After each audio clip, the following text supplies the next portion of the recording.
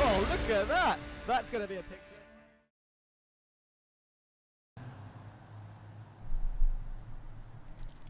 Good evening, ladies and gentlemen. Welcome back to the racing line for the Volkswagen Jetta Cup, powered by GT Omega, round 6 of 7. This is the penultimate round, and we are at a lovely, lovely circuit today, where there are plenty of mountainous views. We've got loads of you across the two channels you are watching on the Racing Line, YouTube and Twitch. Stephen King jumped in before the stream started saying he wasn't expecting much here, but it turned out to be a brilliant event. That's good to hear. Bob Wallace is in YouTube chat saying, oh my god, start it. Yes. Kite the Bird says, good evening. Bob says, should I be watching on Twitch? Not if it's working. I'm hoping YouTube sorted itself out since last week. Stephen Burns says, YouTube looks good. Let's go. And Andre says, starts us off with a question here for round 6 of 7. He says, why is it called Willow Springs, which is where we're at, when there are neither willows nor springs? Bob Wallace says, you don't have to lie, Big Willow is garbage. This is incorrect. This was put on this calendar for a reason. This track is an amazing little circuit with fast and flowy corners. We'll go on board with a few people to show you the layout. Look at that. How can you say that that scenery that you're seeing on your screen right now is a rubbish circuit? You can see everything anywhere. Duncan Murray says, ask Henry.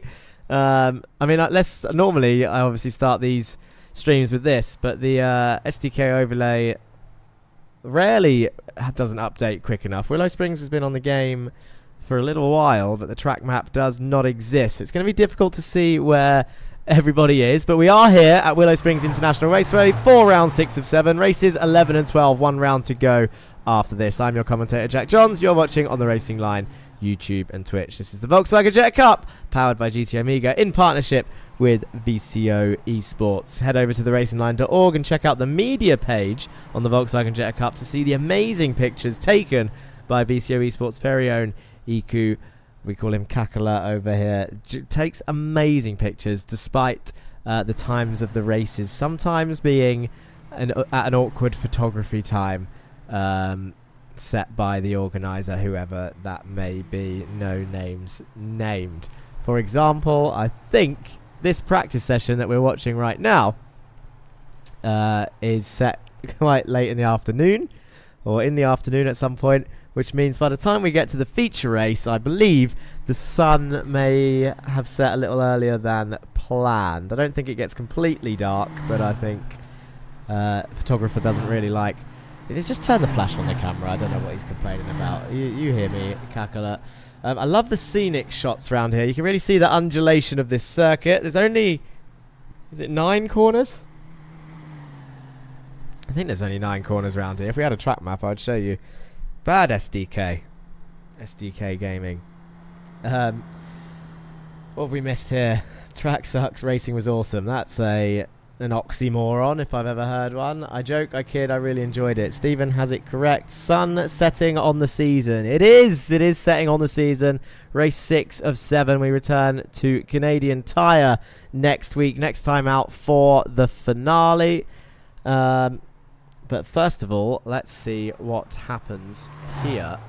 Let's have a quick catch up on what the championship standings look before this round. And here we go then. So your team standings looks like this. Meeple Motorsport On the bottom, 199 points. Viking Raiders above them with Zero Forks given in the top 10. The Parallel Racing Group jump up above them. They're in P9, Lurchers Gaming P8, Goldwing Motorsport P7, Send It or Bend It closing down on Pulsus Esports. And then Masters of Talk P4.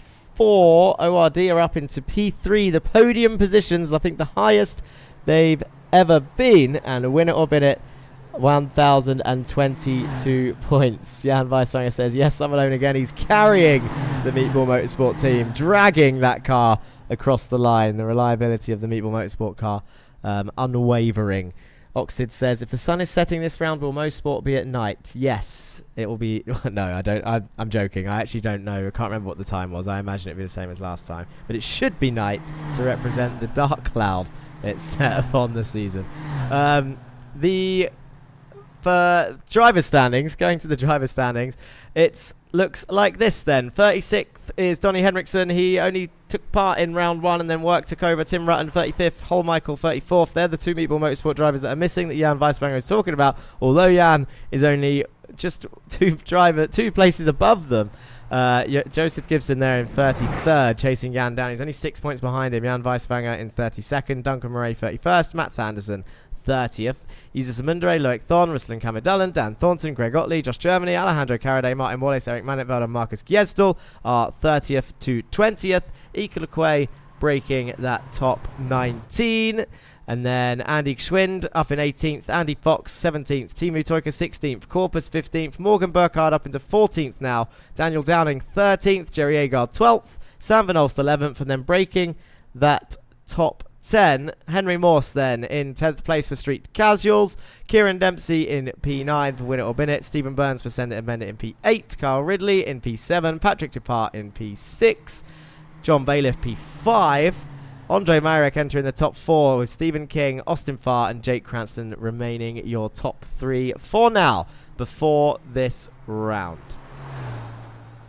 So let's hide that and move on, shall we? Let's have a look at what the cameras are like round here. We haven't been here before. This is the first time we've been to Willow Springs in any car. Added to the service, I want to say 2 seasons ago now, which is why I'm surprised the track map is not here. Circuit de Lebanon has been added to the overlay system, and I'm sure that came after. Jake Cranston testing the dirt there. We're looking at Jerry Agard as well, coming around the final turn. Oh, that's a nice camera of the final turn. Let's have a look at what TV Mix looks like. Oh, he's going in the pits. They're all going in the pits. Patrick Dupart then. Let's have a look at him for Team ORD. He's currently 3rd in this practice session, 2 tenths off of the top time.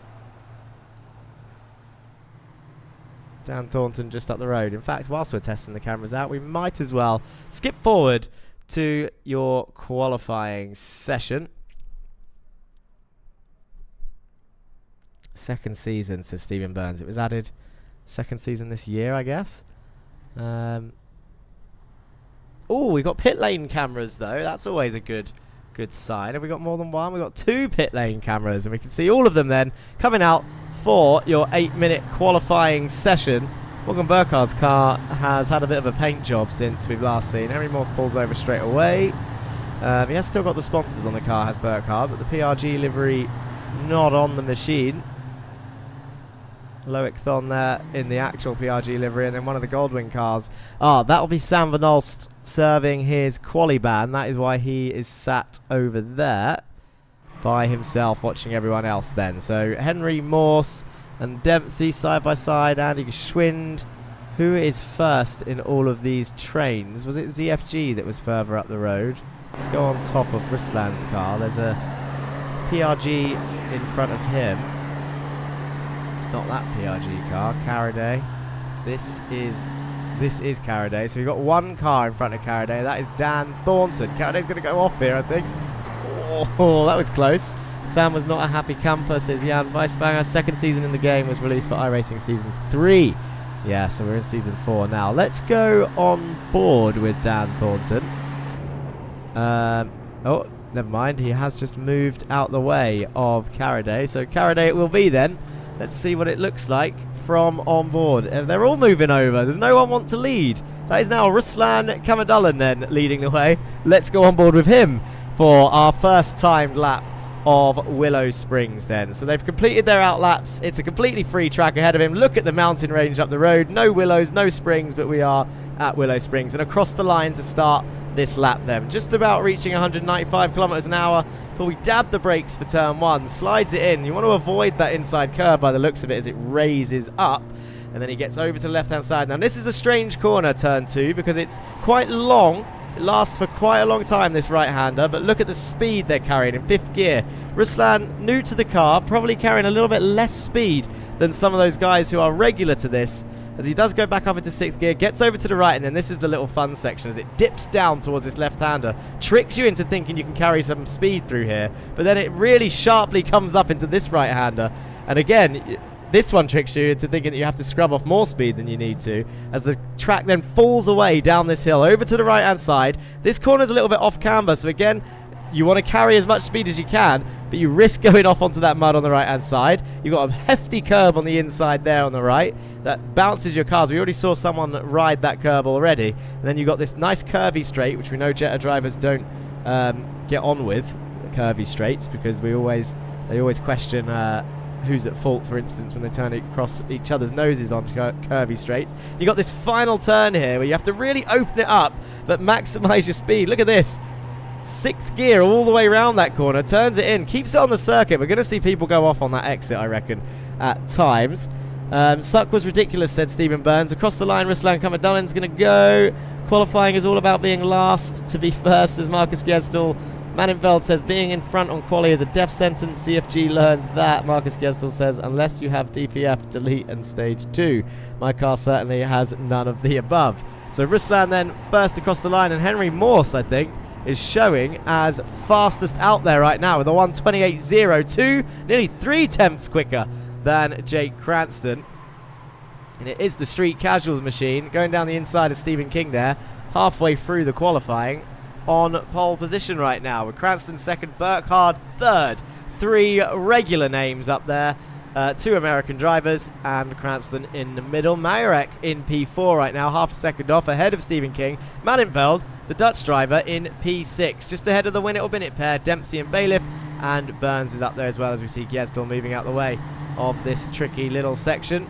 And there's Maninveld getting way out the way. Look at that. That's a great shot as they fly down that hill. And this is the tricky cambered corner where we might see people dip a wheel on that dirt on the exit.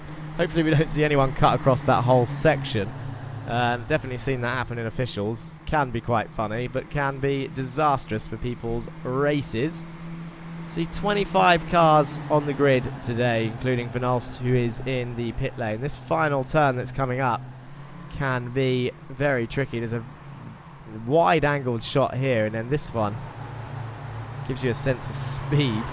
Staying away from the apex curve there was Henry Morse. Dips a wheel on the dirt on the exit. I don't think the dirt has the same effect as gravel, where gravel really slows you down now on iRacing, which is great, which is what it's meant to do. Jake Cranston has closed the gap as he set a purple sector 2, but Henry Morse went quicker in sector 3. Still, though, fastest time at 1:28.0. So Cranston closes in, 1/10 back.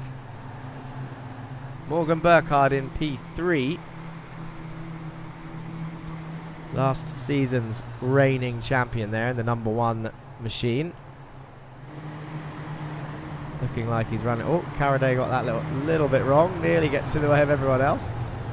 Gestel. No, that's not Gestel. That's Gibson. Joe Gibson followed him off there as well, being put off a little bit. Trying to work out what this is. It's like Burkhardt's testing like a 2024 model Jetta here, trying to hide the aero advantages in this livery. It's got one of those liveries on where you can't take photographs of it or something. Greg Otley moves out the way. Jerry Agard, who's currently in P7, 6 tenths off. Andy Geschwind, actually, the 2 Swiss drivers. I mean, Geschwind's in the pit lane, but the 2 Swiss drivers there in 6th and 7th. Morse down the inside of Majorek, or is he defending from Andre there? Not sure, but we've got a minute and a half left then. We should. They're just about going to get another lap in. Oh, it's going to be tight, actually. 1:28, so now they're not going to get another lap in.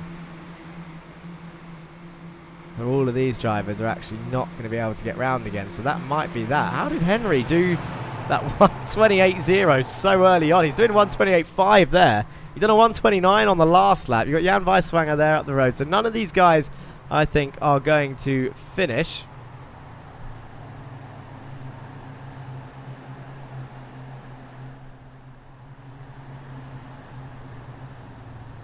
I'm not sure if I saw that in the corner of my eye or not, but that was Henry appearing.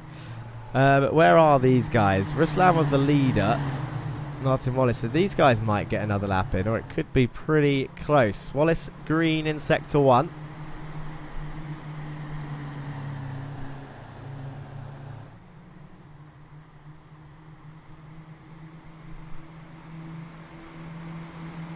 .30 seconds. I think this is going to be tight.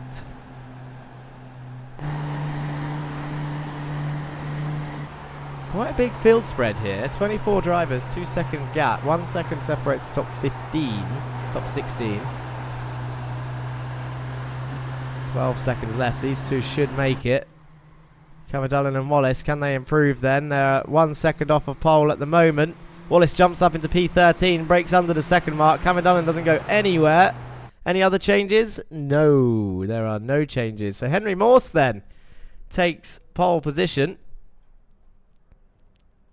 That is his first pole position of the season. That makes it 4 drivers out of 6 rounds on pole. King and Morse, 1 apiece. Burkhardt and Cranston, 2 poles each. Jan Weiswanger says he had to lift on his best lap. Let's have a look at the grid then. Henry Morse, pole position. Cranston in second. And Andre Majorek and Stephen King on row 2. In fact, props to Andre. Did I miss him jumping up into P3 there? Morgan Burkhardt and Andy Geschwind on row 3. Bailiff and Dempsey make it a winner or Bennett row 4. Depart, Manenfeld, Wallace and Andy row 12. Ruslan, Stephen Burns, Marcus Gestel, Gibson, Amundere, Agard, Otley and Weiswanger round off your top 20, and then rounding off the field is Thornton, Thon, Caraday, Lequay, Sam Bernal starting last in this race due to the amount of penalties accrued over the season.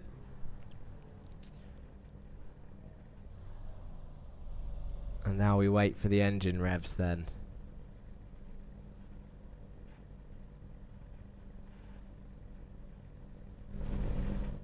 Ooh, that was a nice one. Oh. Should we watch that one? Bob Wallace says he's excited. I mean, he was there. You guys know what happens. Spoilers all around. But Morse, Cranston, Majorek and King then, the ones we're watching from the front row.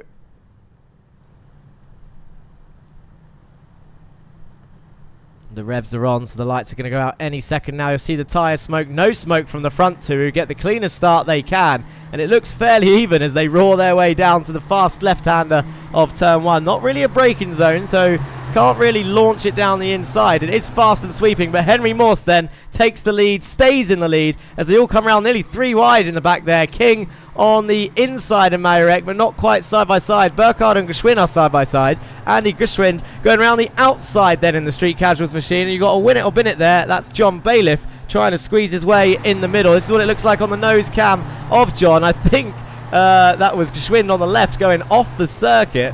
What it looks like a bit further back. This is Joseph Gibson's car. He's currently in P17, and Greg Otley swooping around the outside of turn 3. He's going to be on the inside of Jesus Amundere for the next corner as they all come swooping into this tight right-hander. Gibson's got Dan Thornton on his inside. They nearly rub wheels as they go down the hill.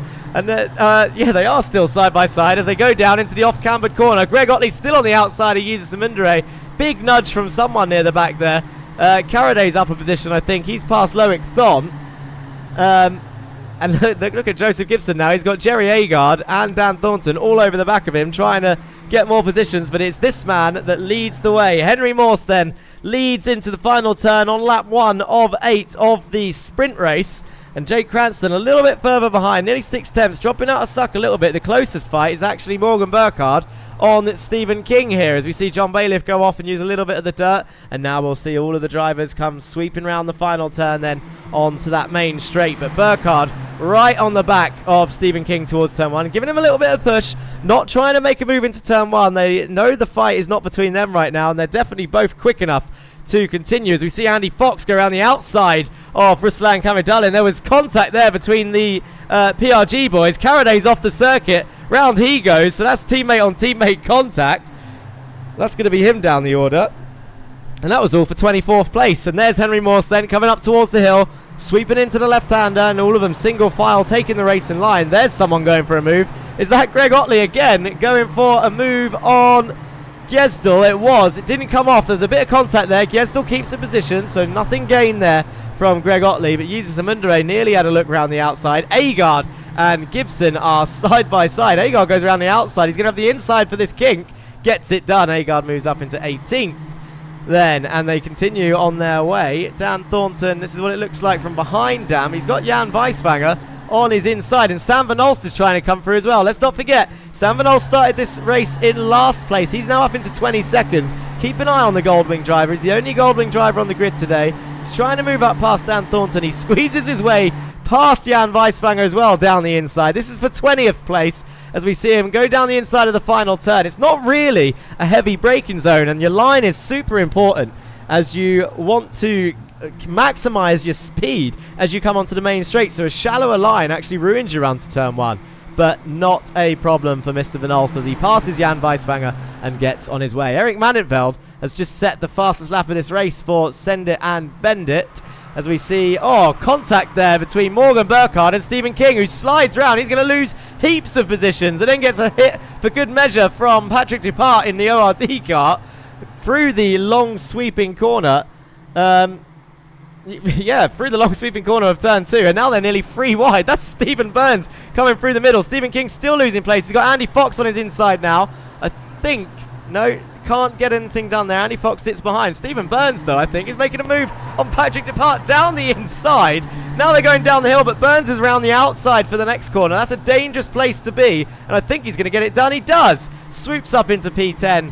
Does Stephen Burns. Greg Otley and Gjesdal are still side by side. Another bit of contact there from the two of them, and that is Jesus and Mundere, who's now going to try and come through down the inside. Agard's trying to pick someone to follow here, but 2 Viking Raiders cars on the same bit of tarmac. We don't often see them, but there they are. It's Joe Gibson, Marcus Gjesdal, Jesus and Mundere, and Jerry Agard entering the final turn. We're going on to lap 4 of 8 now, I believe. Henry Morse just about to cross the line onto lap 4, still leading the way, but Ruslan Kamidulin and Andy Fox around the outside of the final turn, uses a bit of the dirt, kicks up a bit of grass, and then continues on his way. I think Andy Fox is going to have the inside for turn 1. He does have the run, so that position is going to be kept. He's in P13, unless Ruslan can send it around the outside of T1. He's going to give it a go. Bit of contact there as Ruslan turns into the car. I think he's still got his nose there.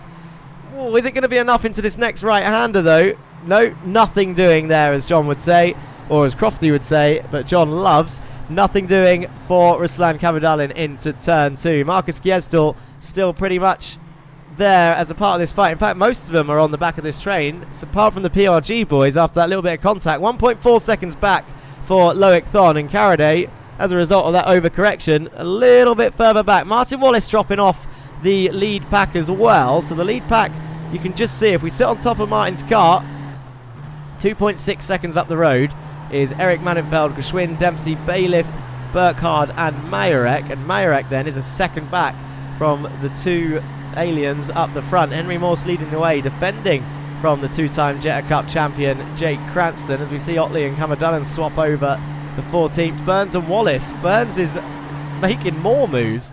Stephen Burns is on fire, Big Willow. For someone that doesn't like it, he's part of the Laguna Seca and Watkins Glen Haters Club. I guess we add Big Willow to that list. Willow Springs, Martin Wallace and Stephen Burns having a cracking race so far, side by side through the final turn, and Patrick Dupart is going to try and come through as well, but these two are side by side as we see Jake Cranston try and go around the outside of turn 1 down towards turn 2. He's got the inside line. Henry Morse is going to have to go around the outside, swoops in, throws it around the outside of the 2-time champion to try and keep the lead, but can Jake Cranston gain the lead of this race? Henry Morse started on pole. Jake Cranston continues to fight this as they're still side by side. It's as tight as you want to be in these cars. You don't want to risk a meatball, but Jake Cranston on the outside for the next corner. Henry Morse on the inside, avoids the apex, makes Jake take a wider line. It's completely entitled to do that as he's on the inside. Up the hill they go, and Henry Morse retains the lead. And that leaves behind the battle, though, still going on. Stephen Burns now trying to fight Patrick Dupart for P9. Still trying to gain that position from the ORD driver. Stephen King getting back in bowl. Martin Wallace now down to 11th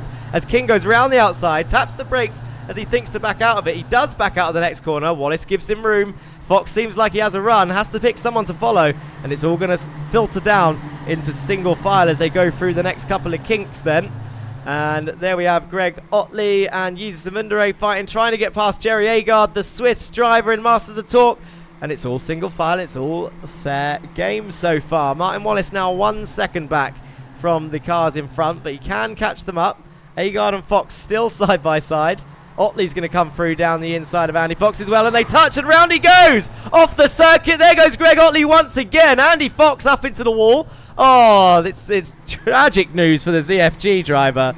His season has been an absolute mess, and not always through fault of his own.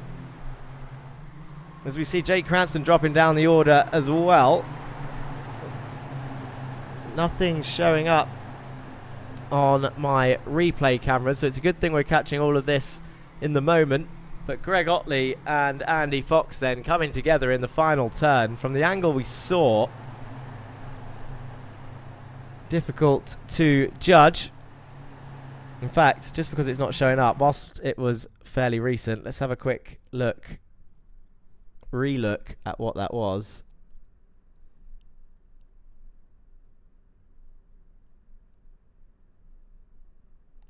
I'll have to try and find a better angle. Blimp cam might give a good view. Oh, how's that for a view? Bob Wallace says, everyone picks on ZFG, just let us be great. You can see there the Masters of Torque car. So that's Jerry Agard going down the inside of Andy Fox. I have a feeling this blimp cam's too far away. Let's try this camera. So there's Agard then, down the inside of Fox. Otley's going to follow him through, and you can see Fox taking the wider line, so he should get a better run here. Greg brakes, knowing that he's understeering towards the car on the outside, so he does the right thing, does Otley. Holds it to the inside line, and there you can see Andy started to turn in towards the corner. Otley's got nothing doing, nothing to be done, and once that rear is touched, round they go and off the circuit towards the wall they head. Lap 5 of 8 then, so there was 3 laps to go, and this is what it looks like with your leaders as they go down towards turn 1. Jake Cranston on the inside. Henry Morse swoops to the right hand side to get a better line right at the last second, and Morgan Burkhardt is going to join this fight as he takes a normal line, carries the speed through. He's not as compromised as Cranston was, and he moves up into P2. Does Morgan Burkhardt. Andre Marek watching all of this, trying to get involved as well. John Bailiff in the top 5. It's a win it or bin it. 5 and 6 at the moment with Kieran Dempsey and John Bailiff. Eric Manningfeld's still there. Andy Geschwind still up there in the top 8. A shame that Austin Farr not here for Street Casuals this time round. Looks like it could have been a strong round for the team who were chasing down win it or bin it in the standings. But Henry Moore still leading. Burkhardt half a second back. 3 regular names that we see up there on the podiums. Very successful drivers over the 4 seasons of the Volkswagen Jetta Cup. This being the last season for a little while on TRL. But Henry Morse looking in a sterling position to take yet another win. This will be his 3rd win of the season if he can hold on to it. That will be matching, actually, Jake Cranston, who's leading the standings with 3 wins, I think, if I'm right. I'll have to check those stats in a minute. I'm just doing that from memory, but I'm fairly certain Jake Cranston's won 3 races. Henry Morse, if he can win this, will win 3 races. Morgan Burkhardt's been, I think he's won 1 race, as we see Manningfeld. Is he just blinking out? Often see Manningfeld swap over positions on the standings, but normally because of his connection. And then we go back a little bit, and Patrick Depart is leading this little train further back, 5 seconds back from the top 8, but he's very much holding on to the top 10. And Stephen Burns goes to have a look down the inside once again. We've got 2 old names here as well, King and Agard fighting it out for P13 and 12. Jesus Amundere is in there as well for Lurchers Gaming. It's quite nice to see all of these guys racing. That's what it looks like inside Jesus Amundere's car. Oh, here we go, a little side camera of the Lurchers Gaming machine. You can really see the paint details of that little mouse bear. I call it a mouse bear because I'm not actually sure. Is it a rat? What animal is that? Maybe if there's any Lurchers Gamings in the chat right now. They'll be able to tell us, but I can't remember, that's for sure. Let's go to the other side, as I think he's just done a move on Stephen King. Round the outside, he has. Jesus and Mundere then, around the outside of the Pulsar Esports driver. Continues on his way, he's up into 13th. Agard, Depart's disappeared. Burns, round the outside. They were nearly 3 wide there, as they're now going down the windy straight. And it looks like Depart's on the inside. Burns is going to have a go around the outside as they head towards the final turn. Martin Wallace is going to push Burns through to try to give him a little bit of a nudge to the Scottish driver as he turns in. Can't quite fully cut across Patrick Depart's nose because he is still kind of there. But I think Burns is going to get this move done. He takes a wide entry into the final turn and away he goes. But Morgan Burkhardt is putting Henry Morse under pressure as they head towards turn 1. The number 1 car then round the outside of the number 14. They've got Andy Fox up the road. Morse brakes later to keep them side by side. Down towards turn 2 they go, but Burkhardt is going to take the lead of this race round the outside of turn 1. Cranston's going to try and follow through as well, but Morse is going to try and hold it round the outside of turn 2 as he pinches and squeezes Burkhardt to the inside. We're on top of Morse's car now, door to door. He is not letting Morgan come over to the left, and rightly so. He's completely entitled to that line. And now down the inside again. Misses the first part of the apex. It's a late apex corner. Burkhardt turns into the Street Casuals car. Through that corner they go. Henry Morse retains the lead, and can Cranston retake P2 round the outside? They're going to go down the hill. Burkhardt's going to lose 2 positions in one section here as Jake Cranston down the inside. They're still side by side. He didn't actually get the run I expected through there, and Bailiff is trying to pick up the pieces, but Jake Cranston then up into P2, and 1 second in the lead goes Henry Morse after they all sorted themselves out. Bailiff and Dempsey now in 4th and 5th, but Bailiff is going to try and come past Morgan Burkhardt as well. He was really hindered through that section. Can he take P3 away and claim that podium position? Bear in mind the earlier contact with Stephen King from Burkhardt, so a 5-second penalty potentially on the way for the number 1 machine. And John Bailiff just holding on to try and pick up the pieces. In fact, 5 seconds would knock Burkhardt back past Geschwind, but luckily, any further than that, we've got an 8-second gap down to this little train that Stephen Burns is now the lead of. He's in P9. We've got Agard and Depart now fighting. You've got to be careful with the blinkers as we see Dan Thornton taken to the gravel. I've just realised that was the end of the race. I was too busy watching this, watching all the fights. What an anticlimax, because I did not know that was the last lap. That flew by. 8 laps. But Henry Morse then, so all of that was the last lap battle. Henry Morse took the lead, or held on to the lead after Burkhardt challenged on that final lap. Finished the race 0.8 of a second ahead. Let's have a look at the results then. That was great stuff. I'm not sure why the replays are not giving me options to go back and see. I'm going to have to rewind again, because there was definitely a lot of stuff happening back here for the race. You can see Joe Gibson on the gravel. And Caraday on the gravel. This is the final lap.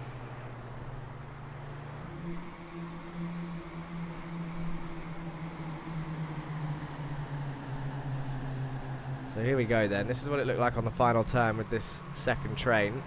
Viking Raiders are side by side with each other here. Gibson and Gesdal fighting through the final turn. And then Dan Thornton is going to try and come through as well. Look at that. Gibson moves over to the right to the block. Dan Thornton commits to the dirt as they go down across the line. And look, it just spins Joe Gibson straight off the track. But I think the order remains the same. Let's get a photo finish of this. So where's the finish line? King is on the finish line right now.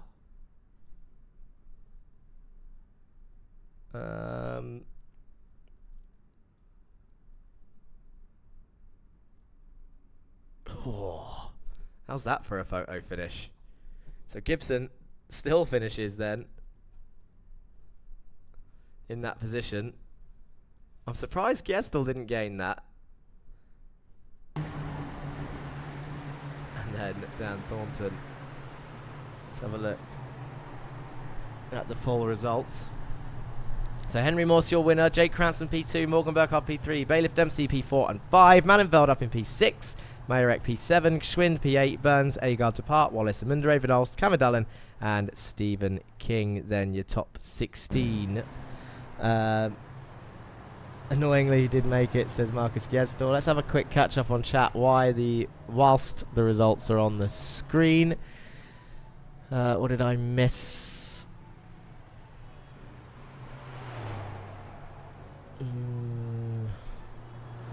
Big Suck proudly presented by Dyson, says Marcus Gestor.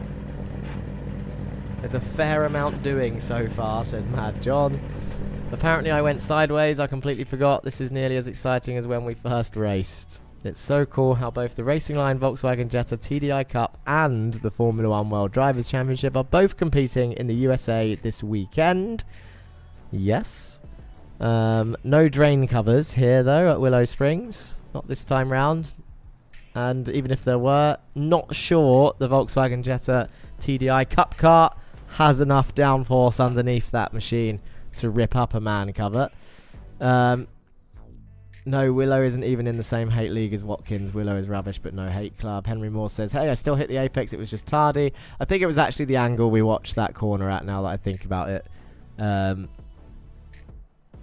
when you're in the car, you want to miss the entry into turn 3, essentially late apexing it to set up turn 4 and 5. Mad John says, Dirty ZFG, we read these parts. What does the Fox say after that incident? Andy doing weeby things. Why do you think they took him back? Oh, yes. A team swap should be noticed, actually. Andy Fox for Win It or Bin It this weekend so they can see out their team's championship fight with 3 drivers. Shameful, Mr. Fox, says Bob Wallace. I kind of liked this 2 races, says Jerry Agard. Good. Jesus took the wheel and went for it. Dan also took out his B-team driver. Sprintmore strikes again, says Jan Weiswanger. Viking Raiders, Viking Raiders and ORD is in a family conflict after Willow, says Marcus Giestel. Annoyingly, he did make it. The finish line is slightly wrong, as you'll see for race 2. Spoilers. Is that true? The finish line is slightly wrong. As in, like, the timing beam is not where the finish line is. Is that what we're saying here? Because that is insane if that's the case. Let's get rid of those results now. Is there anyone out on track? There's normally someone out on track. Stephen King is driving around at the moment by himself in the sunset light. Oh, that's what we were talking about earlier. The off-cambered corner. And you get it all wrong and then you end up on the dirt. Let's have a look at where this finish line is then in this practice. It's 3 dudes with each of their own stopwatches, no timing lines. Think back to Monza Jr., says Bob Wallace. Oh, so you're saying that the start-finish line, like Monza Jr., would be earlier than the actual start-finish line? Let's have a look here. Slow down Stephen King as he heads. Surely the timing line is where the finish line is. It's where Bernie, or whatever his name is, waves the flag. No, let's have a look.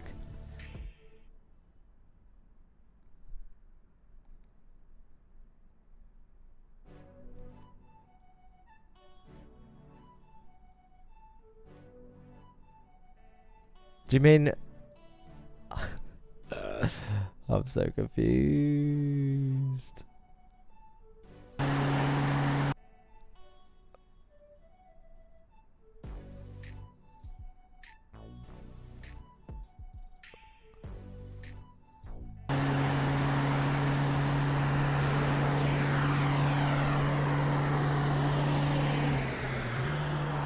Just wait and see. I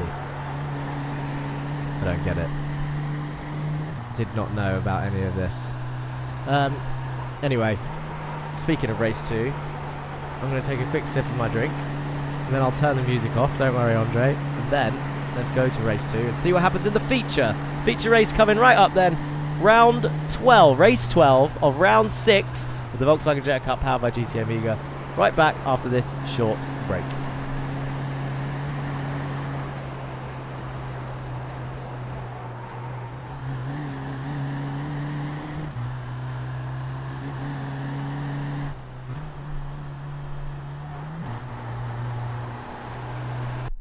And I'm back. I said it was a short break. No American commercials here. I don't even know if I can do my American accent right now. Volkswagen Jetta Cup, powered by GT Omega. Partnership with VCO Esports, Willow Springs, round 6 of 7, races 11 and 12. The feature race is next. There you go. That was the best you're going to get today. So, the sun is setting on this round. The headlights are on. Stephen King is on the front row. Ruslan Kamadulan is in P2 for ZFG. I don't think he's ever been up that high this season. This is his first season in the Volkswagen Jetta Cup. First league on iRacing. And I'm sure he's going to enjoy himself. But we can hear the revs, which means the lights are on. They're about to go off as they start the feature race then. Race 12 of the season. It's 17 laps and a forced pit stop. Greg Otley making moves already at the back there as they're 3 wide. He goes down the inside. He's up into 23rd already. Andy Fox is still back there, but Stephen King, I think, is going to take an early, easy lead here as he drops down the order in race 2. Cranston and Bailiff already. That's Bailiff round going backwards over the dirt. Bounces, bounces, bounces. Cranston. I have not seen that for a while. Can we get my replay seem to be working now? Let's have a quick look at that. I know this is just the start of the race, but how did that get into that position? This is John Bailiff's car. Jake Cranston's car. Cranston on the outside of Burkhard then. Decides to take to the dirt instead of the race track. And I guess he's going to come back on. Is what we saw, but we saw it from the camera ahead at turn 2, and then this is how John Bailiff ended up facing the wrong way. And this is what it looks like from inside his car as he sees the rest of the pack drive past, and then he goes up the little mountain, doesn't do the instinctive thing and turn back onto the circuit, which is great news. And he sees Andy Fox, waves at Andy Fox, hello Andy, and then continues on his way. So it'll be interesting to see. John Bailiff's no slouch. How that far can he get back up the order from where he is? He's going to try and rejoin as quick as he can. But we continue then on lap 1 of 17. As we see a number of drivers go off there onto the sand. That's the champion's way to overtake, says Andre Mayerek. He is a 2-time champion, but in fairness, I don't know if he's watching right now, if he's in chat, he normally pops up, but and I'm not just saying this if he's here or not. I will give Mr. Cranston his dues.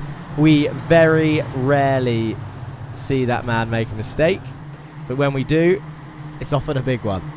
But it is a very rare occasion, and it's quite easy to focus on it when you don't see him do it that often. Ruslan Kamadulan's still in P2. He's got Sam Van Olst up there, who hasn't got a podium yet this season. He's in a good place here, and he did lead a race and cross a race in first, but he got a 5-second penalty. That was Road Atlanta last time out, actually, as Andy Fox and Jan Weiswanger are going at it side by side back here as well. Looks like Jan's keeping that position, actually, P22. As I say that, he goes off the circuit. I think Andy might get the run now down towards turn 1. We've got Loic Thon there off in the background as well. But Sam Van Olst, round the outside of turn 1, is about to take P2. He does. Sam Van Olst then straight up into P2, ready to chase down the Pulsar Esports driver of Stephen King. Man John says at least he apologised. Indeed, he did apologise, owned up to his mistake. As we see Martin Wallace and Yusufa Mundere. We often see these do you know what? We often see these two together on track. 3, in fact, if you include Jerry Agard. 3 names that have been with us for a very long time, constantly fighting. Look at Jesus, who nearly squeezed Wallace off the circuit. There was very tight through turn 3. Now as they go up through 4 and 5, Yusufa Mundere still on the outside. Wallace is still there. He's not giving up. He's got his nose there. I think he's going to slot him behind, and now he's going to try and get the run on the exit as Agard tries to get a switch back as well. Ruslan nearly off the road, but Mundere keeps that position. Agard trying to find any way past he can as he slots his car into the left-hand side. As Stephen Burns going to make it 3 wide down the back straight. They are 3 wide down the back straight. It's Agard, Wallace, Burns. Agard round the outside of Wallace in the ZFG car. And look at that, Stephen Burns down the inside as well. Wallace is going to lose 2 positions here as they come into the final turn. Agard takes a wide entry. I think he's going to keep that position. Mayerek and Depart, the 2 ORD drivers side by side in the background. Agard takes to the gravel. Stephen King already under pressure from Sam Van Olst, who's absolutely flying in this round. He set the fastest lap, has Sam Van Olst in the Goldwing car. He's all over the back of Stephen King. Patrick Depart and Andre Mayerek's party's being spoilt by Jake Cranston as he throws it down the inside of turn 1. And Depart says, no, I'm going to keep this position, but Mayerek is going to lose out as Burkhardt's trying to find his way through as well. Henry Morse back there sweeps into the corner ahead of Kieran Dempsey. Bob Wallace says they are intimidating me in the Wallace CFG car, but they're having a strong old race up here, and then he drops back behind Burns and Agard. Depart and Cranston next up on the list to try and make it through. Looks like Depart went to throw it down the inside on the brakes. Burkhardt has. He's side by side with Mayerek, and it looks like he's got that done. Henry Morse around the outside. Can he continue and get that? For it carries the speed through, but I think it's unlikely down this hill, but it can be done. He's keeping his car there. He says, turn into me, I dare you. Mayerek wouldn't do that. He's so aware, spatially aware of his vehicle, and it looks like Henry Morse is too, because they're still side by side as they exit that tight and twisty section. Who's going to come out on top though? Mayerek in P11, Henry Morse P12, his teammate Andy Schwinn behind. Kieran Dempsey wants a bit of this as well, who might actually find himself have the inside line on both of these cars.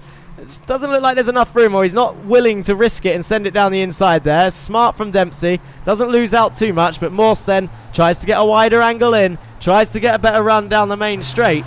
And this is the run that he has. He looks like he's got a little bit more speed, a little bit more overspeed. His favourite saying from oval races, I think they say that, or maybe circuit races, I don't know, they say it somewhere. Tries to brake later than Andre Mayerek, the number 44 car. He is on the outside of turn 1, and he gets back on that throttle nice and early, and he's going to have the inside for turn 2. They're free wide up ahead, as that's Burkhardt trying to go around the outside of Depart and Wallace.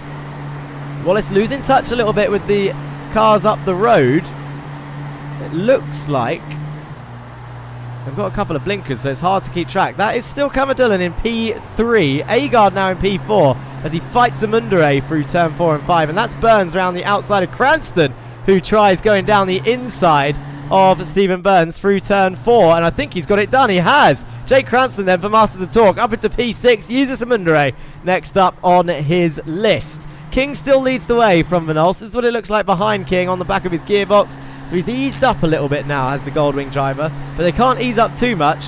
They've got to hope that this man, Ruslan Kamadullan, in P3 can hold off the rest of the pack behind. He's holding on to a podium place. He's never been this high before. Can he get it done? Can Van Hulst get his first podium of the season? Can Stephen King take his second win of the season? As Depart goes down the inside of Martin Wallace and says, thank you very much, I'll take P9. And whilst I'm at it, you can have some of that dirt, and Henry Morse can get a better run and probably take that position from you as well. See you later. In fact, Henry Morse says, actually, Martin, I feel like you were a bit hard done by there. Have a bit of a push. Keep that position. Take P9 back from Patrick Depart. There you go. Gets a little bit of a wiggle through turn 1. And Henry Morse is actually going to gain this position on Patrick Depart, so he's picked the right car to follow, swoops into turn 2, and now he's going to try and hold it round the outside of Wallace, who he just helped to give him the inside of 3. How many spots has Otley gained, says Martin Wallace? He is up to P19 from 24th, so 5 spots gained for the ZFG driver, but Henry Morse up into P9 then. That's Kieran Dempsey, who had a bit of a wiggle over the curb. I said to watch out for mounting that curb.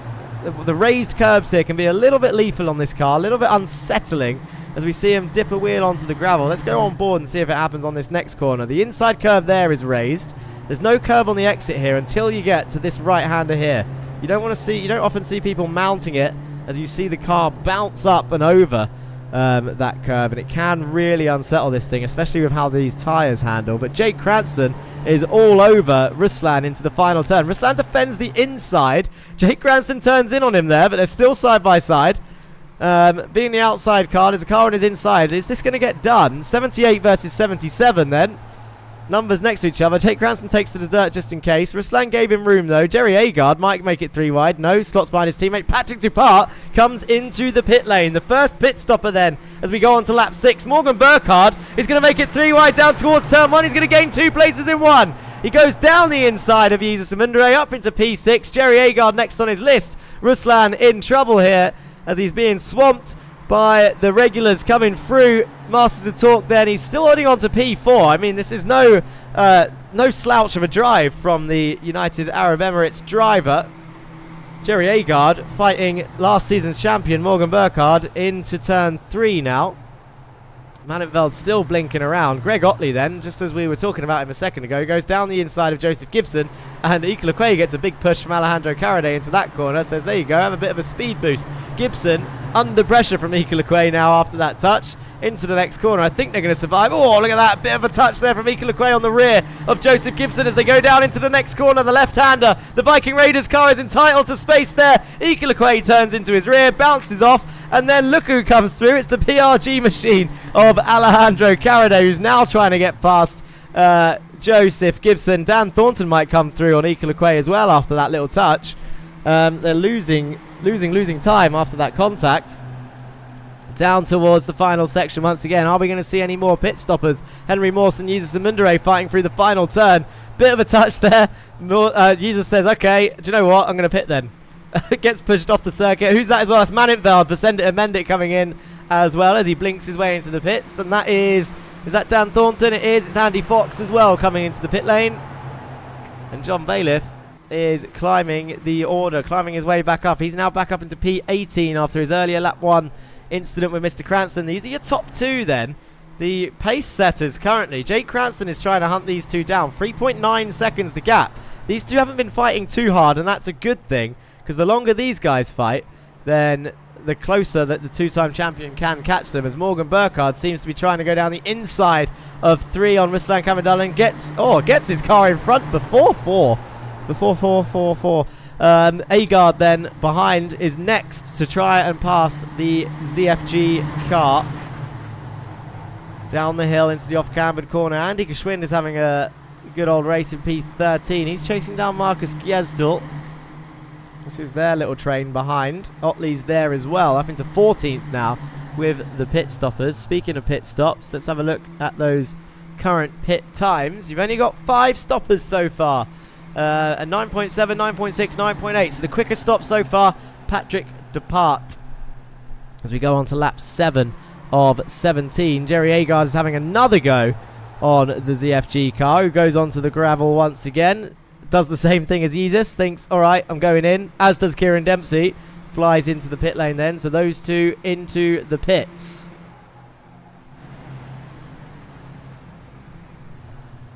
And who's that? That's Marcus Gjesdal, I think, coming into the pits. No, Joseph Gibson in the pit lane, not Marcus Gjesdal. Marcus Gjesdal is still out on track. Where are your pit stoppers? Jesus Amundere. Ruslan's car lifts up for tyres. I heard about a tyre issue here where you can untick the tyres at the start at Willow Springs, and it looks like some people's tyres got re-ticked as they came into the pit lane. There's Jesus Amundere on the straight. Is Dempsey going to come out in front of them both? I think he might have just done. No, there goes Jesus Amundere and Patrick Depart sweeping around the outside of Kieran Dempsey, who done a 9.8 second stop. That was close. The gap on circuit, 6/10. The gap in pit stop time to Depart, 0.2 of a second, so it could have been closer. But very close indeed. Jesus Amundere then the lead pit stopper from the rest of them. The gap 3.6 seconds now. Jake Cranston has closed 0.3, and he's got his buddy old pal Morgan Burkhardt now giving him a push from behind. Says, come on Cranston, I know you're not American, but you're quicker than this, or let me pass, as he sticks his nose down the final corner. Are they going to come into the pit lane here? No, they continue on their way. They think, actually, do you know what, we're quicker working together. 3.4 seconds to gap now as we see Martin Wallace come into the pit lane behind. There he is. Marcus Gjesdal is now pitting the two Viking Raiders cars. Agard just sets the fastest lap of the race with a 1:28.5, I think that was, I saw on the screen. Henry Morse up into P6. Jerry Agard P5.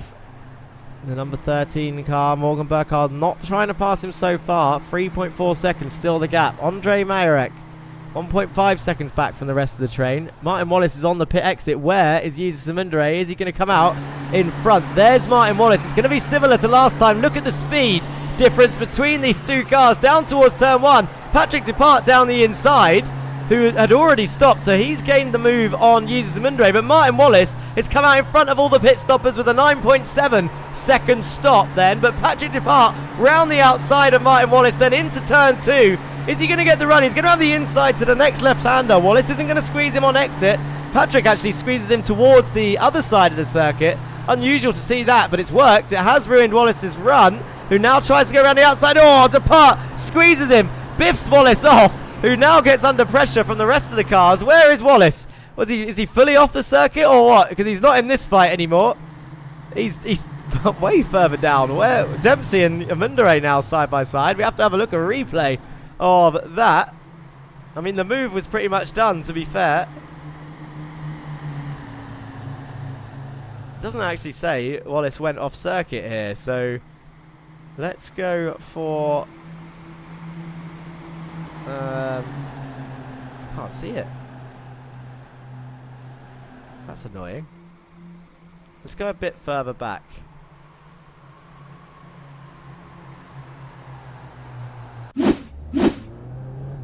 To when Wallace left the pits.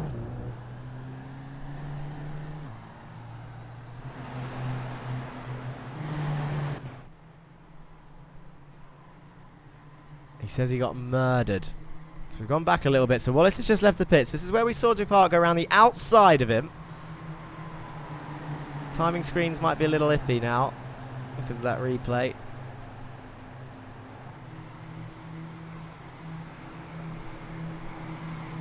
And then watch this as they come into this next left-hander.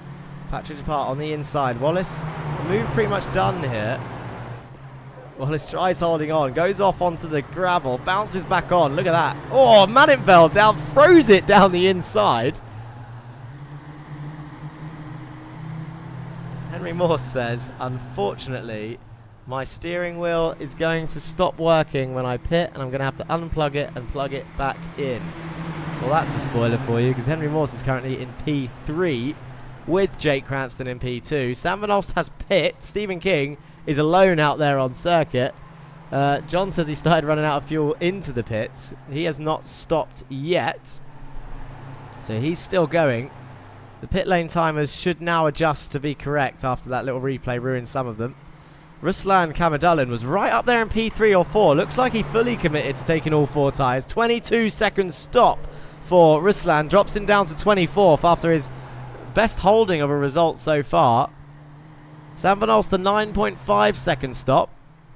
Comes out ahead of everybody else. Morgan Burkhardt, 13.8. So that looks like a tyre issue for Burkhardt. 4 seconds lost to Sam Van Alst there. Burns, 10.5. Mannenfeld, 10.2. I think everyone else fairly safe. Andy Fox might have had a tyre issue, 11 seconds. I'm not sure. 13.8 definitely sounds like a tyre issue. But Sam Van Alst, the lead pit stoppers then. Let's have a look at the full pit lane time to see who really maximised the entry and the exit. Ignore Wallace's. 5.8 is definitely wrong. Gjesdal is definitely wrong. 24 seconds from Stephen Burns. That sounds wrong. This will be because of the replay. 36 sounds correct, but he was stationary for 22. 34.5 for Mannenfeld could be correct. Might just have to ignore that. Let's see what King, Cranston, Morse and Agard can do. Morse in the pits. This is where his wheel will have an issue.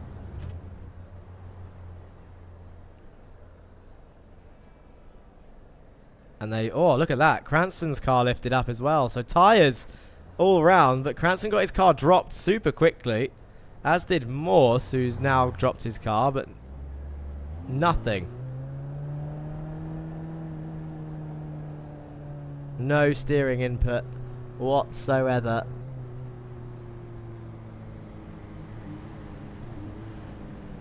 And he stops behind the pace car, and his race is very much done. That's a sad sight to see because he loves this circuit.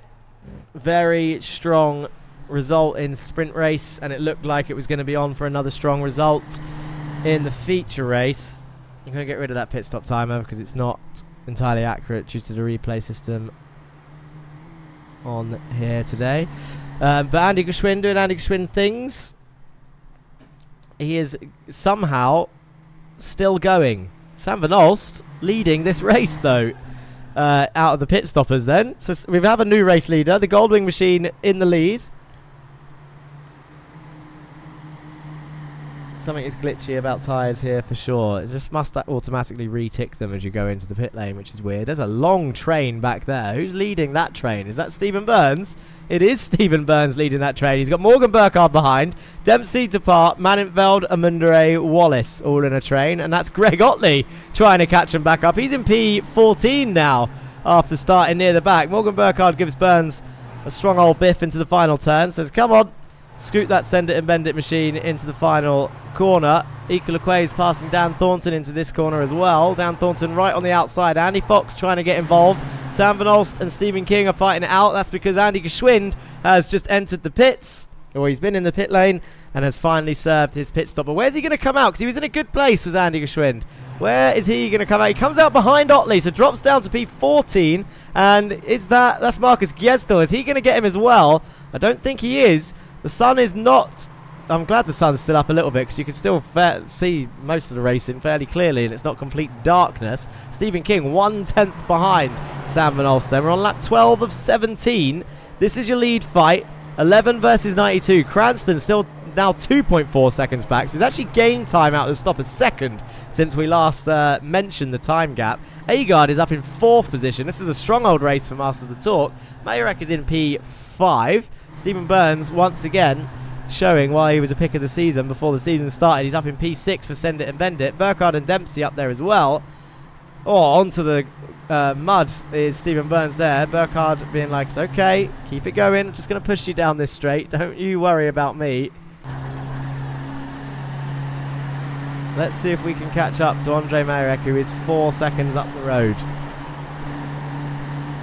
At what point as a driver do you decide that you're losing time behind someone? Not saying Burns is costing time here because he's got the pace, but just in general,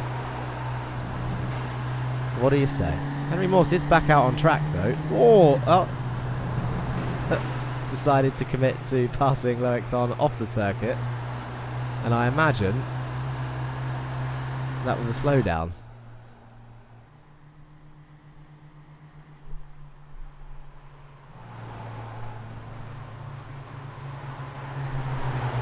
Weird. Questionable. These two still going at it. Cranston now 2.1 seconds back, so he's definitely... Maybe he has taken new tyres.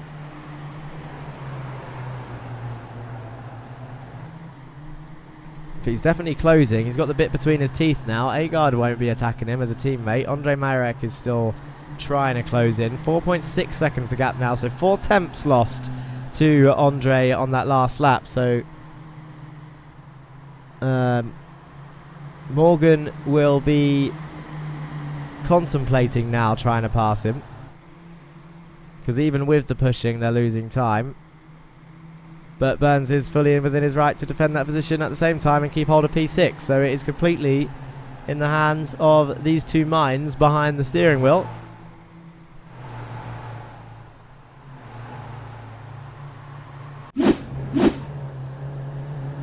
And look at these two then. So Stephen King, Sam Van Olst down the back straight. Sam Van Olst looks like he's lifted there. That's weird.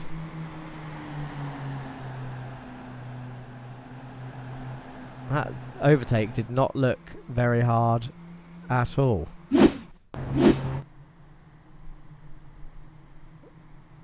Unless he just didn't get the exit he needed out of that corner. But that's Stephen Burns then. Not Stephen Burns. Stephen King retaking the lead of this race on lap 13 of 17. Unless Sam Van Olst thinks he's going to run out of fuel. He's decided to sit behind him, lift off and coast a little bit. And try and hold on to that P2 race. But 1.5 seconds. The gap now between Cranston and the top two.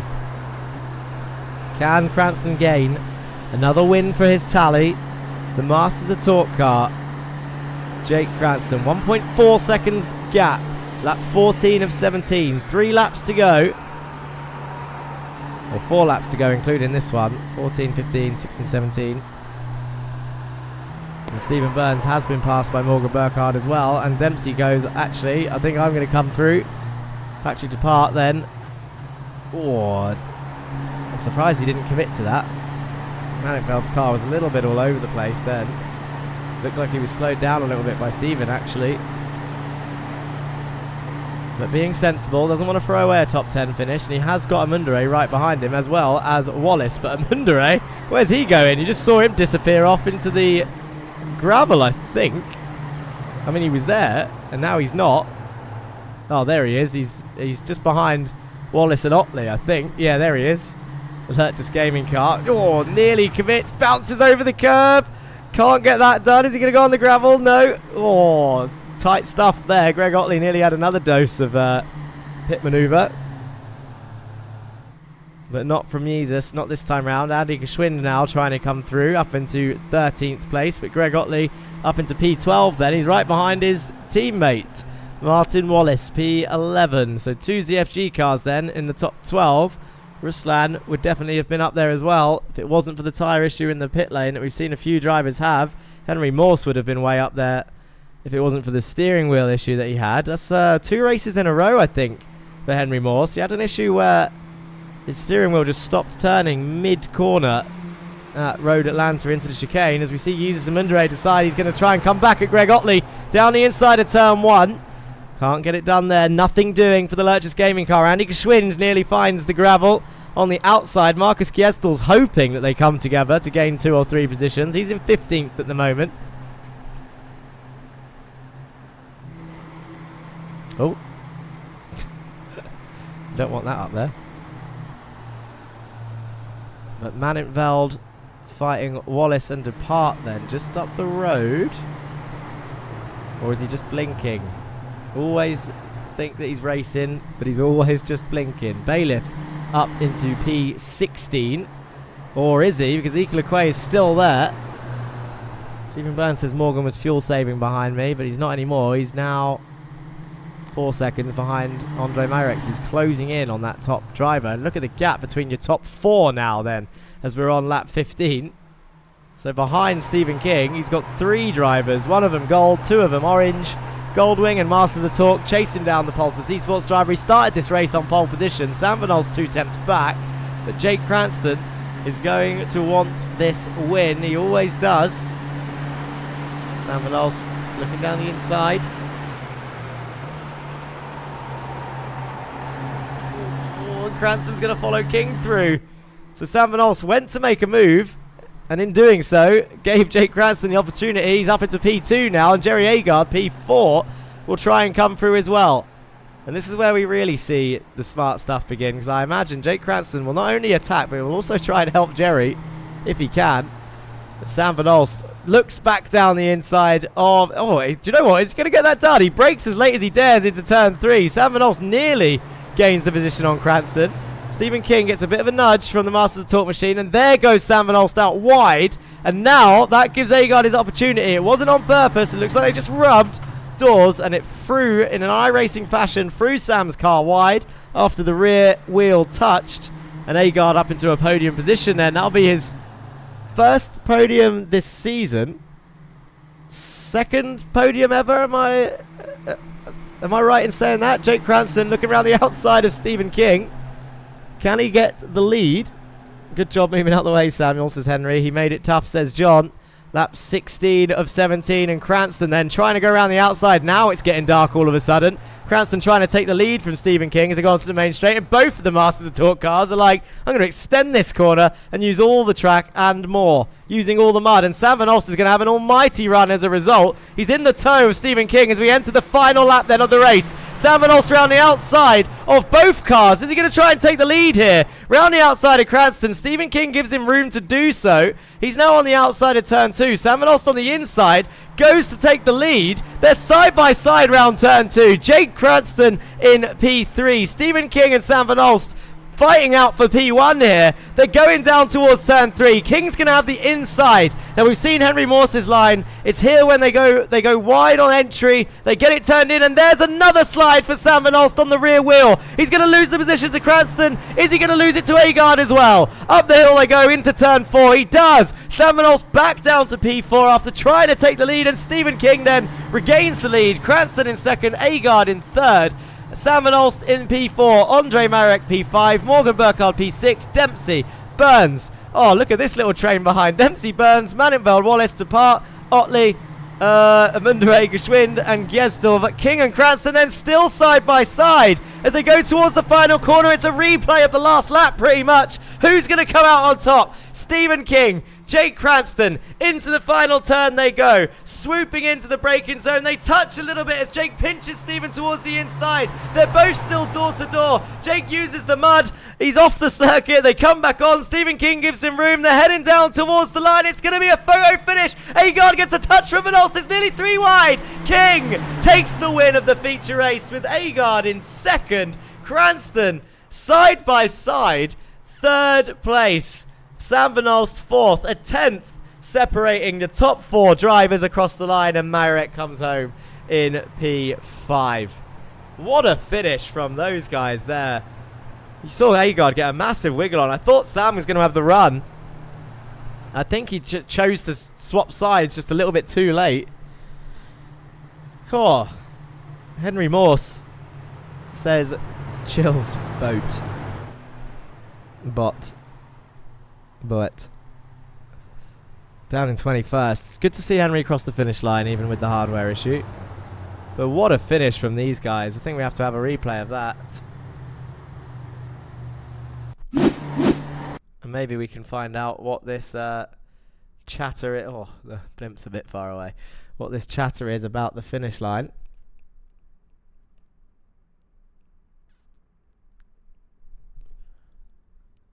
Let's go a little bit further forward than this. I'm fairly certain this is the last lap.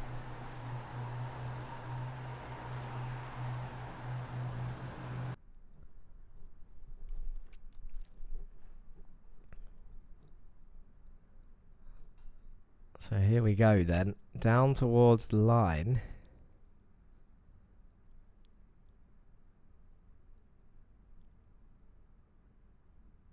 There was the touch from Sam, so I was right, he did swap sides. Just a little bit too late, nearly threw Jerry all sorts of out of whack.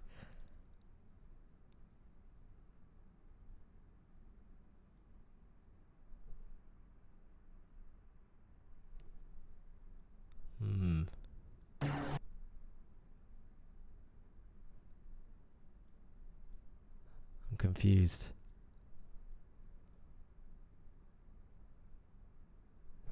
Is the confusion that Jerry is Jerry behind? Is that what we're saying here? This will be to do with angles, I guess, from wherever they've done their timing line. That's what you mean by Monza Junior.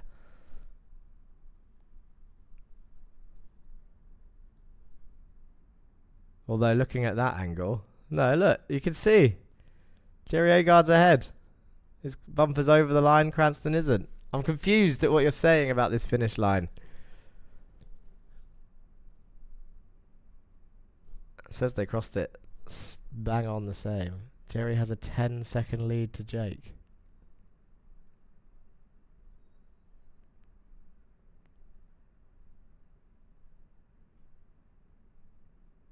I don't know what that means, Duncan. Error of parallax.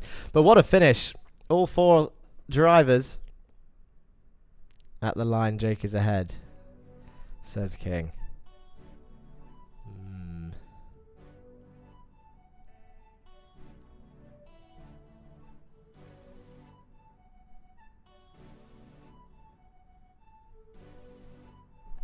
I'm gonna, do you know what?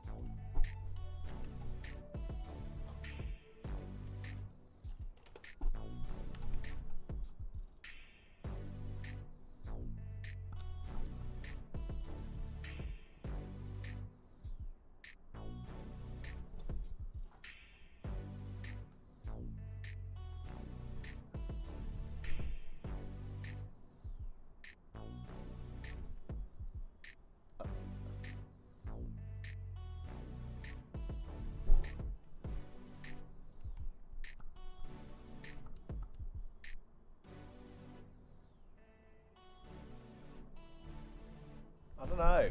I think it's pretty I think the line is fairly accurate. And it's just one of those. It's similar to... Who did we see? Who did we see do that? I think it was Ikalakwe. It was Ikalakwe and someone else. I'm sure we've had this where it was bang on 0, 0, 0, 0, 0, 0. And it was insanely close. But you can't argue it. You can't argue with the timing system.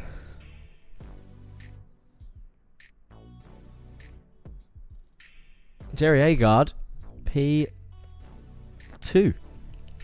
And to be fair, it doesn't matter anyway, because if we have a look at the results, let's go through them now. It was Ika and someone. I can't remember the picture. I can see the picture in my head where we took a picture of them side by side. And they were like... All you could see was the Volkswagen badge of the other car. Yeah, there you go. Look, 1,000th difference. So Stephen King wins then. Jerry Agard, I imagine, very, very happy with that. P2. And that... Oh, that's what I was looking at. That's why you saw the internet window pop up. I was going to look at the stats page just to confirm, but I'm fairly certain. Jerry Agard, a very popular podium sitter, always. And the reason for that being that he just doesn't get them that often, but often does deserve them. He's been in positions before. And I can confirm that that shows up as his... On the stats page... That shows up as his first podium ever in the Volkswagen Jetta Cup. Is that true? So the first podium celebration that we got emotional on, was that in a different car, a different series? It was a touring car race, I guess. So this is Jerry Agard's first Jetta podium in 4 seasons. That is insane if that is true. But he's finally done it. Season 4 then, round 6 of 7. And gets the fastest lap to boot. And, I don't know if he knows this, but I'll tell him right now. Guess who got the most points in this round over everyone? It is Jerry Agard taking 90 points. And actually, Andre Mayarek and Kieran Dempsey, joint second highest point scorers with 88 points this round. So give those guys a round of applause. Insane from Jerry Agard. Jake Cranston, as you can see from Stephen Burns' comment though, did receive a penalty for the early race contact with John for going off the circuit, coming back on and removing John from the circuit. Not on purpose, of course, but punishable nonetheless. Very similar to Duncan Murray's penalty, Sam Van Olst's penalty earlier in the season. Pit maneuver on a straight, off the track they go out the race. Which is why it was a 10-second penalty, which is why Stephen Burns is saying down to P15 indeed. So regardless of it being side by side, a great finish nonetheless, but a 10-second penalty moving Jake down anyway. And that does actually mean, give a round of applause to Sam Van Olst, who claims his first podium of the season. The Goldwing driver was right there to pick up the pieces, got no penalties this time round, and takes a P3. That's his highest finish this season. Jerry Agard takes P2, which I think, if that statistics page is correct, is his highest finish ever. His highest finish is showing up on the stats page as P4. Sam Van Olst's highest finish is P4. So they've both broken their records. What's everyone else's highest finishes this season? Marcus Gjesdal, how did he get on? He's finished P10 before, so not his best round, but a solid round nonetheless. Andy Fox finished P8.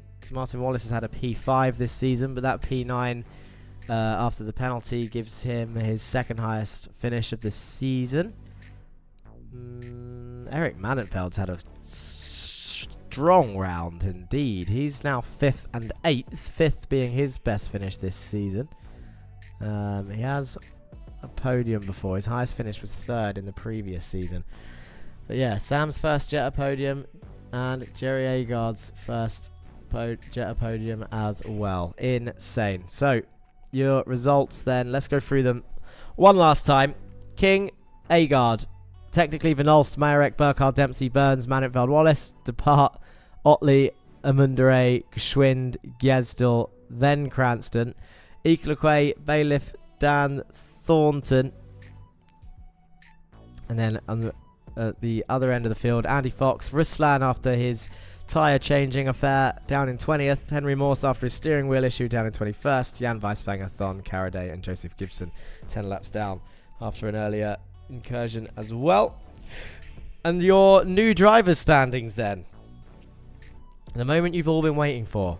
And this is the final time that they will be as they are, because next round, the final round, which is at Canadian Tire, the drop round will come into effect and things might change. That might change things up a little bit.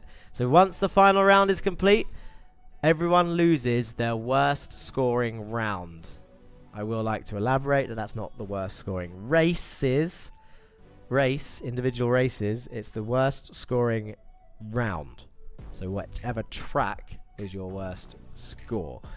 Let's have a look at your team's standings after round 6 then, with 1 round to go. Win It or Bin It lead the way with 1,210 points. Street Casuals dropping back after losing their third driver this time round to 1,099. But ORD, who scored the most points this round as a team, I believe, are up there in P3. Now only 33 points behind Street Casuals, fighting for P2. It is very close between those two, and this will be ORD's highest finish ever, with a super strong season from them so far with 1 round remaining. Masters of Talk hold on to P4 with 964 points and a solid point scoring round from them with their 2 drivers. Jerry Agard being the highest scorer this round, as previously mentioned. Send It and Bend It pass Pulsar Esports up into P5. Pulsar Esports with just Stephen King driving dropped down to P6, trying to hold on to that top half of the season. Goldwing P7. Parallel Racing Group jump up past Lurchus Gaming, with Morgan Burkhardt returning to the grid. He's now P8, Lurchus Gaming P9, Zero Forks Giving chasing down. They actually scored quite a lot of points today. They're chasing down Lurchus Gaming, only 10 points in it. Can they get into that top 9? Viking Raiders at P11 and Meatball Motorsport with Jan Weisvanger P12. I will lose no points, says Jan Weisvanger.